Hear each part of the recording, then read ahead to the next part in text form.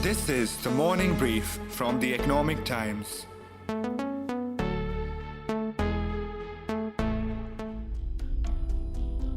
"12 days ago, India woke up to the news of a scandal within an already known scam. While the National Stock Exchange was already facing scrutiny for the co-location scam, its former CEO, Chitra Ramkrishna, was accused of sharing confidential information of the company and also seeking important advice from none other than a spiritual guru who she claims has no physical coordinates. And no, it's not a fictional story. Chitra Ramkrishna, once the managing director and CEO of the National Stock Exchange, India's largest financial exchange. Earlier this month, market regulator SEBI banned her from being associated with any market infrastructure institution or SEBI-registered entity for 3 years. Chitra Ramkrishna has been accused of sharing confidential information with Yogi from the Himalayas and seeking his advice on matters like appointments, appraisals during her tenure. The thickening plot of the Chitra Ramkrishna and the NSE saga can well be compared with the Sacred Game series, except it is playing out in the Indian capital markets. While this high-level drama is still unfolding, I'm intrigued to find out what the legal implications of the whole events are for the country's largest financial exchange. I'm your host Kiran Somvanshi from the Economic Times. It is Thursday, February 24th. You are listening to Guru, Chitra and the NSE Conundrum on the Morning Brief. In this episode, I speak to Zulfiquar Memon, managing partner of MZM Legal, a law firm that specializes in white-collar crimes, and Sugata Ghosh, associate editor of Economic Times. We find out what could be in store for the parties involved. It all began with the NSE co-location facility that was found to provide an unfair advantage to some of the brokers by connecting them to NSE's servers before the others. Shugato elaborates on this. The co-location scam. This is a scam where just a handful of brokers and their clients gained over the years, say between 2010 and 2014-15, when NSE favored some brokers over others in giving access to price feeds and in the process help them execute trade before others. Even though the difference in price advantage could just be 50 paisa or 75 paisa, but then when you are dealing in millions and hundreds of crores, it makes a lot of difference, and particularly over a period of time. Now, it had been proven beyond doubt that the NSE system was indeed susceptible, and some brokers could, in possible connivance with exchange officials, had gamed the system. So where did all this begin? Let me give you a quick recap. This scam first came to light way back in 2015 when an insider blew the whistle on it. The whistleblower, who calls himself Ken Fong, wrote to SEBI detailing the entire modus operandi. In 2016, SEBI asked the NSE to carry out a forensic audit of its systems, a task that was given to the audit firm Deloitte. The audit revealed the alleged wrongdoing at the NSE. In 2019, SEBI asked NSE to pay 687 crore rupees along with 12% interest and also barred the exchange from raising money from the stock market for 6 months. The regulator also ordered its former CEOs Ravi Narayan and Chitra Ramkrishna, as well as few other officials, to disgorge 25% of remuneration they received from FY11 to FY13. However, both the exchange and the implicated officials appealed against this order with the Securities Appellate Tribunal, SAT. The tribunal's verdict is yet to be announced. Meanwhile, the SEBI investigation that started with alleged misuse of the co-location system unearthed Chitra Ramakrishna's links with a mysterious guru and also the unjustified appointment of the former senior executive of the exchange, Anand Subramanian. It eventually resulted in SEBI's latest and most damning order in the case. I was curious about the implications for the parties involved and reached out to Zulfiquar. This is perhaps the most important one, which regrettably no one seems to be interested in asking. See, it is important to understand that the Indian legal system is quite considerate in as much as it permits a litigant quite a few opportunities in providing his or her case and the defense, etc. Now, in this context, the SEBI's order, which is the fulcrum of the entire thing, which is being presented as the final word of law, sealing the fate of NSE or Chitra and everyone else, is actually nothing more than a view of a whole-time member of the SEBI. Now, in the larger scheme of things, the whole-time member is the lowest rung in an adjudicatory structure, which involves further appellate bodies like the Securities Appellate Tribunal, which is the SAT, and then further on the Supreme Court. Right. Hence, it is very important to dispel the air of finality being attached to this SEBI order. Indeed, it's not difficult to imagine a situation where the SEBI's findings are set aside by a superior court eventually, which may happen, which has happened in the past on other matters, on an appeal preferred by either the NSE or any of the parties who have their rights to prefer that appeal. However, it's important to mention that the SEBI's findings, that is the violation of the SEBI Act and the guidelines, might even lead to criminal prosecution of the parties involved, including the NSE. And this is under the SEBI Act itself, because the Act provides for it. So this will entail the SEBI to file a private complaint from SEBI, clearly seeking prosecution of the said parties, which may also involve imprisonment for a term which may extend up to 10 years and fine which can extend to 25 crores. Pertinently, such prosecution, which is probably under Section 24 of the SEBI Act, might also attract the provisions of PMLA, the Prevention of Money Laundering Act. Sugata also had a similar view. My sense is that all central agencies, whether it is CBI or income tax, and I feel it's a matter of time before others like the Enforcement Directorate come in, because they'll have to probe the money laundering angle. And all of them would try to establish some kind of money trail, some paper trail, either long repeated interrogations and maybe getting hold of new documents to establish the contours of the irregularities. Because we need answers to certain questions. For instance, how big is the collocation scam? The question now is how much money was made and who really were the beneficiaries. That is, in other words, who are the clients of these brokers? Secondly, they would also try to find out the identity of the so-called yogi, the spiritual guide who was advising Chitra how to run the exchange. Now, from whatever little we hear, even with CBI, Chitra may be sticking to her original statement that this mysterious man has no physical presence and could materialize anytime at will. And CBI would probably compare the statements of Chitra Subramaniam, ask Ravi that why as CEO, because Ravi was the CEO before Chitra, why as CEO and later as vice chairman, he did not confront Chitra to find out who this yogi was. So while this yogi business is attracting more attention, simply because of the bizarre and laughable nature of the story, but CBI and other agencies will try to pin down the beneficiaries of this inappropriate use of co-location facility. Now, whether the agency would succeed is $1 million question. So, money trail is crucial, isn't it? And will that be easy to establish? Yes, absolutely. But to respond to your second question, it won't be easy. No way. I mean, just think of it. Hypothetically, if a senior politician or his family members use some of these brokers to misuse the co-location facility, how would the flow of money happen? It would never show up on their Demat accounts or bank account. In fact, they may not be having one for trading, like you and me. Typically, such transactions are always routed from abroad.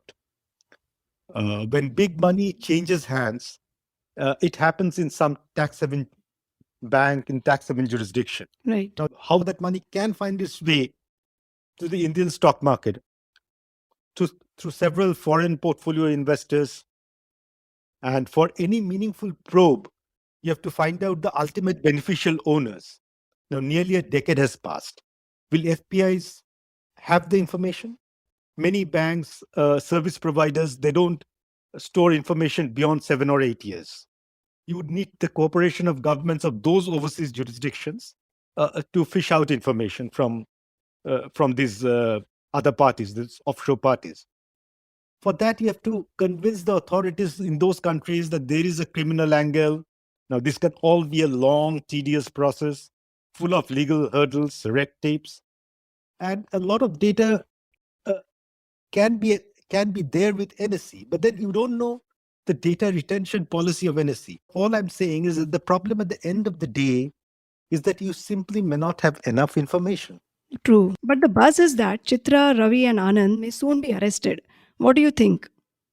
Well, that's what everyone thinks. But before arresting them, CBI would probably like to have a sense of what they're getting into.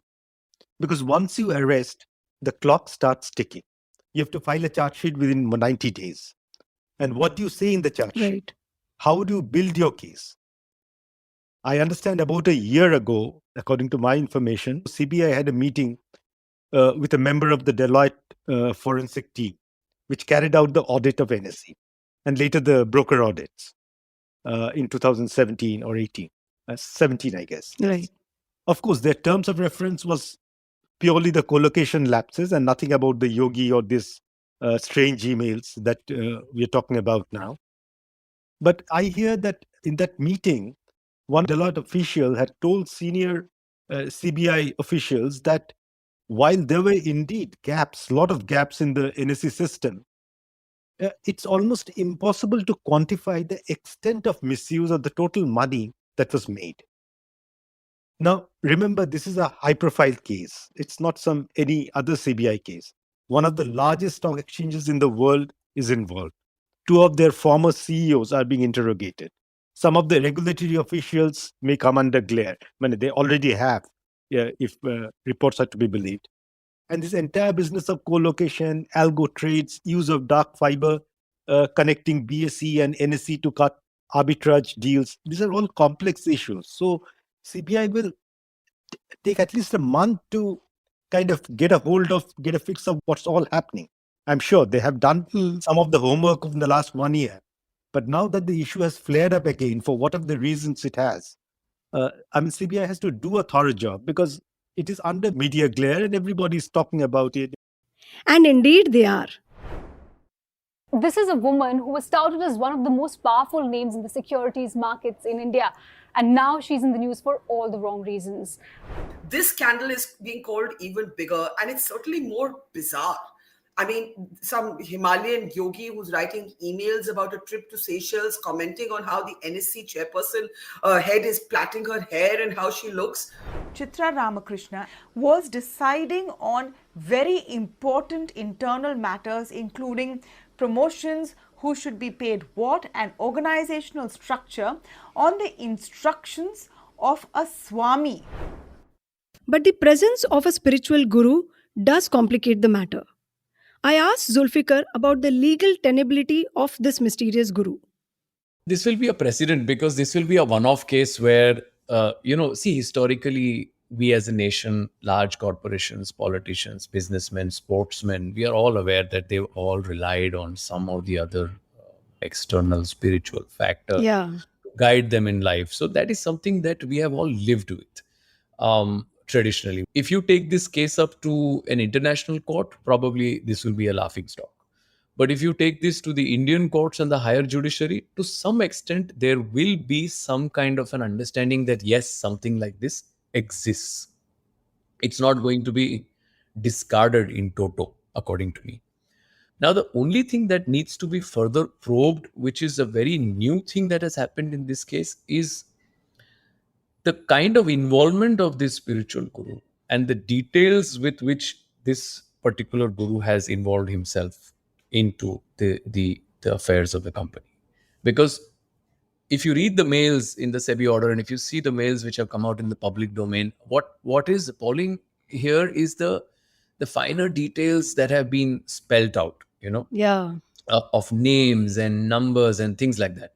Now, the million dollar question, Kiran, here is that if you make an assessment of all those emails and if you make an assessment of the contents that were discussed between Chitra and this particular yogi, do they fall under confidential information? Do they fall under information that can be used to trade or benefit? Can there be wrongful gains attributed to this? I don't think so. On the face of it, to be neutral, I think it was simple HR policies about hiring and firing and giving some salaries and all that, which should have happened, should not have happened is a different question. The investigating agencies will come to that. But NSE has put out that it is Subramaniam. SEBI doesn't completely agree to it. The investigating agencies are now getting onto it. So it's a matter of time that it will come out.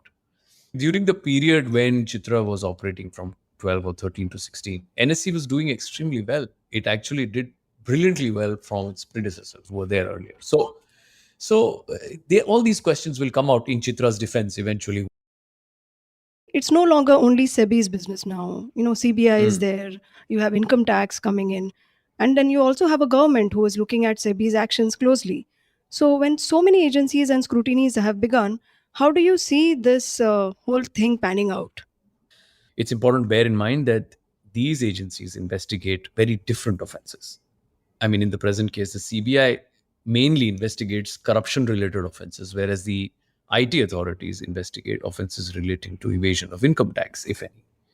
In this case, the CBI is actually investigating into the 2018 co-location case, the NSE co-location on the alleged preferential access to its algo trading platform, which was given to certain brokers. Pertinently, Chitra is not yet named as an accused in the CBI case, in the co-location case. And it potentially may have different issues from the ones covered by the SEBI's order. Nonetheless, we do not want to ignore the possibility of the CBI using this opportunity to question Chitra about the findings of the SEBI's order and possible connections with the co-location scam. So that is where I feel what the CBI is doing, trying to identify the link between the already existing co-location scam investigation and clubbing that with the SEBI's order. Similarly, the IT authorities have raided the premises linked to Chitra during the investigation of the tax evasion, as I mentioned. That's what IT is investigating, and the tax evasion cases against her, which also, in my opinion, does not have any direct relation to the issues covered in the SEBI order.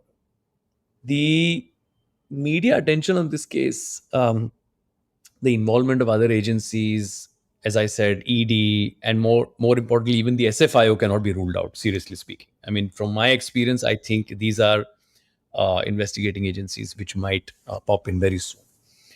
The involvement of an increasingly large number of specialized agencies is bound to sometimes complicate also the already complicated case, which I feel has clearly been blown out of proportion at this point. So there are two parallel stories playing out. Chitra's bizarre email exchanges with the mysterious guru, and on the other hand, the co-location scandal, which is of course the more serious one. I asked Sugata if there was a link between the two. Well, apparently none. There could be an indirect link, as the yogi, if you go through that SEBI's 190-page report, there are 2-3 instances where the yogi, while advising Chitra on the organization structure, talks about the role of Lala. Now, this Lala is Suprabhat Lala, who was heading compliance.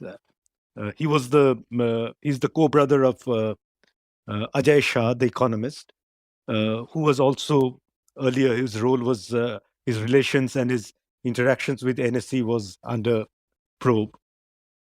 But then a more open-ended question that crops up is that when an outsider, that is assuming that the yogi was an outsider, was being supplied with internal information, you never really know what other information he had access to and to whom such information may have been passed on.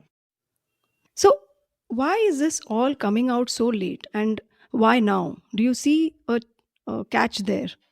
If you leave aside the last 2 years delays due to COVID, and then the natural regulatory bureaucracy and other things, I think SEBI's priority was to first get their arms around this co-location business, do a proper report, and then go into this allegation, a separate allegation about Anand, that there was this huge nepotism happening. This guy was waging too much influencing Chitra, and getting huge salary without being the key management personnel. Now, all these things, in the course of investigating that, SEBI came across all these emails. Also, in the course of investigating co-location, because many of the names were common. And when you look through emails, you find these strange emails which were not related directly to the co-location issue, but they were nonetheless quite serious and too serious to be ignored, right? But these are the normal delays or the normal kind of sweet time a regulator takes in investigating a scam or kind of a thing, which is losing its importance.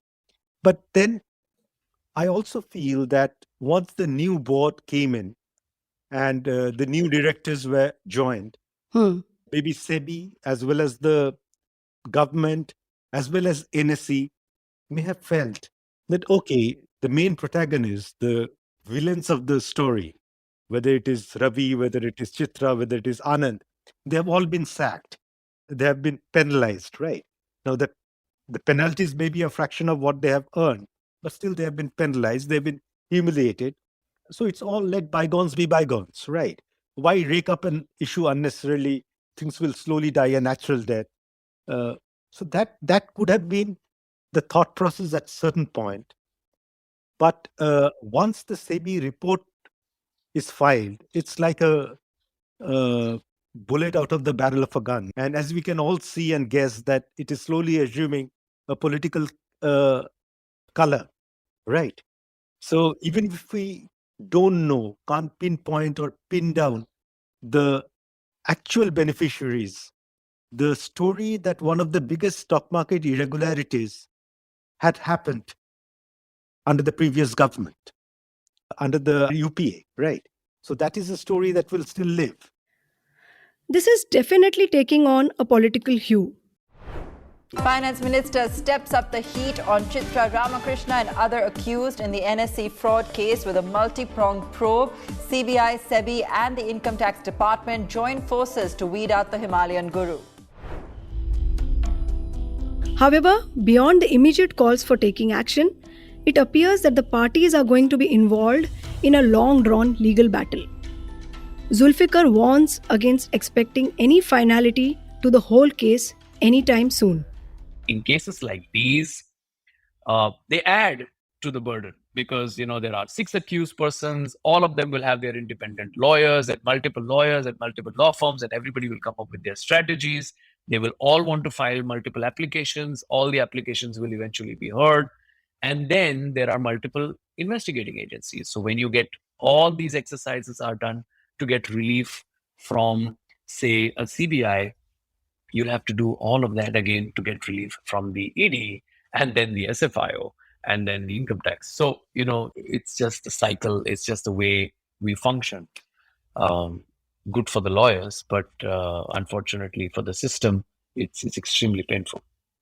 So attaining a finality, is of course a larger game. But as I said, parties in high-profile matters with means and resources, access to lawyers, access to different advisors, will definitely approach every single avenue that they can in order to get justice, in order to put their case in front of the appropriate bench, to make sure that they are heard, to make sure that their case is made out. And they will not leave any stone unturned. So they are there basically for the long haul. Yes, I'm very sure about this. This case is not going to die so soon. Even as we speak, the investigating agencies are probing the matter to hunt for the ultimate beneficial owner. As our experts said, other investigating agencies may join if there are hints of possible money laundering. The public attention around the case is likely to dry up once the battle moves to the courts. However, the obvious questions about the SEBI order and all that it revealed do have the potential to bring change. There are questions raised about governance lapses, misuse of power, and the silence of the celebrated board members. Then there is a weak and delayed investigation by the regulator, and above all, the attempts to possibly hide the identity of an ultimate beneficiary. If investigated seriously, the NSE case can set a strong precedent for all the parties of India's capital markets, including the regulator. If not, the case will only end up providing business to lawyers and accountants, or gossip to the public and creative ideas to the entertainment industry. So that's all for today. You were listening to Guru, Chitra and the NSE Conundrum on the Morning Brief. This episode was produced by my colleagues Surbhi Modi from Economic Times and Swati Joshi from Awaaz. Sound editor Varun Kapahi from Awaaz. Executive producer Arijit Burman. The Morning Brief airs every Tuesday, Thursday and Friday. Thank you and have a good day. All clips used in this episode belong to the respective owners. Credits mentioned in the description.